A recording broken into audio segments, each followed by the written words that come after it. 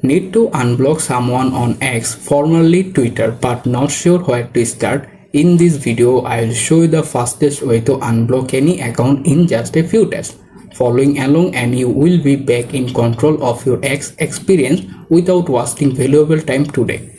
Let's get started. First of all, open the X Twitter app on your phone. After it's open, tap on your profile icon at the top left corner. In the profile page, scroll down a little, find the settings and privacy tab, click on it. Within the menu, look for the privacy and safety, tap to open them. After this menu, you can find the mute and block option, click on them. Here, click on the block account option. You can see all of the blocked account listed if you previously blocked them. Find the exact account if you want to unblock, tap on the unblock or block option at the name there. After that, hit unblock option and automatically unblock it. You can easily again follow them this person.